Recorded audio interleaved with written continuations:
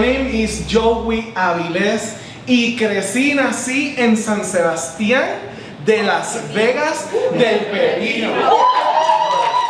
El único pueblo que tiene nombre, que tiene apellido y que tiene toda esa energía. So I want you to think about my family.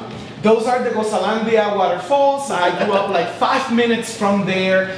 And at the time, I had this crazy dream to start my career in the federal government. But please, keep in mind that I did not speak English at all. And one day, and here is how my journey to cultivating cultures of care starts.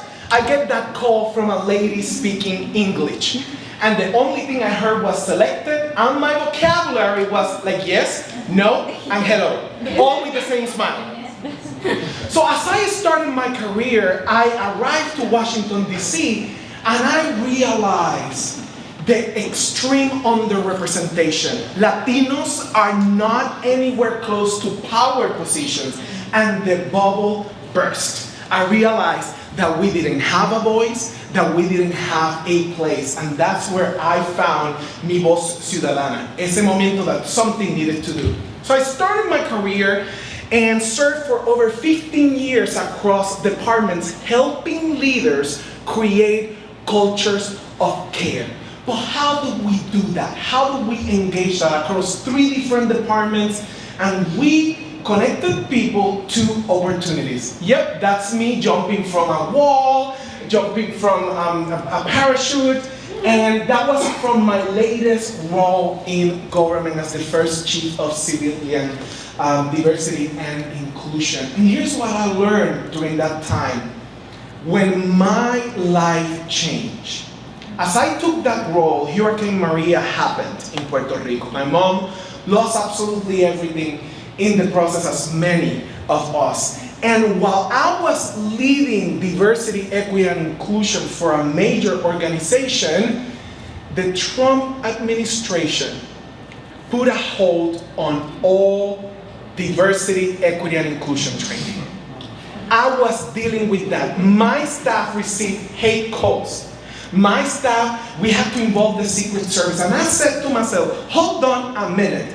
I don't have time for this. I can do better outside and have more impact from the community. And that's when we decided to sell everything and move to Puerto Rico. That's my mom with un pancartas when I arrived. Welcome to tu tierra. As I returned to Puerto Rico, I used the lessons from the Puerto Rican community to help global organizations like Visa, Boeing, LinkedIn, Zoom create cultures of care.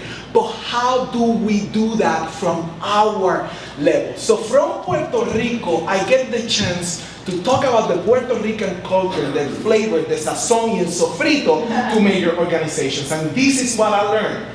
Mandatory DEI training is not the solution. We cannot obligate people to care about each other, but we can help them to create capacity to learn about each other, to say, I care about you, I hear you, I am with you. So here's a real life scenario.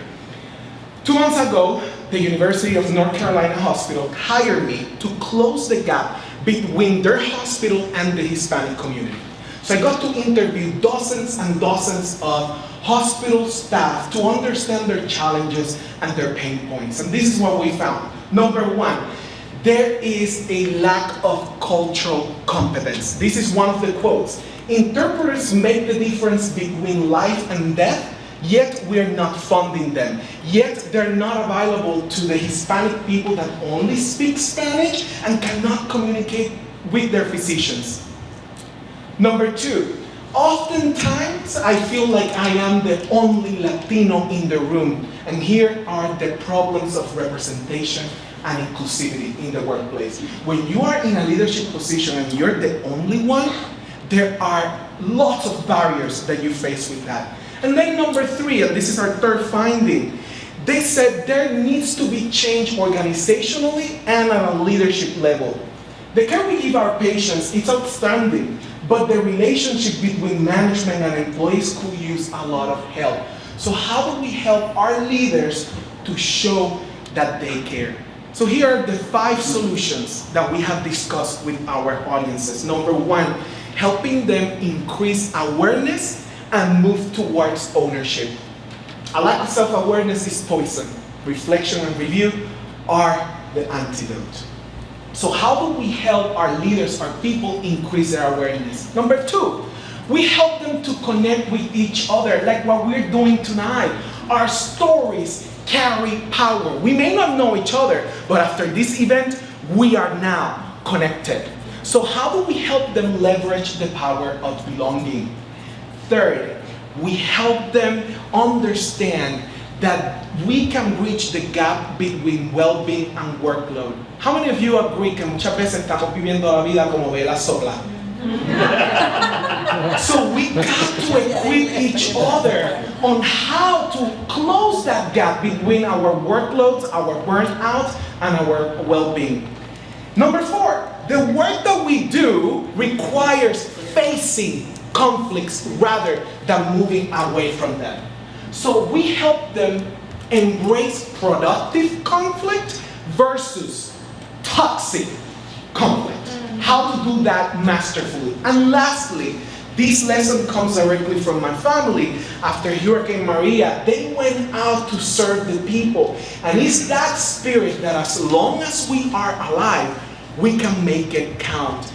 That's why I strongly believe that the Puerto Rican people can have, and it's having, an impact worldwide. And why this is important.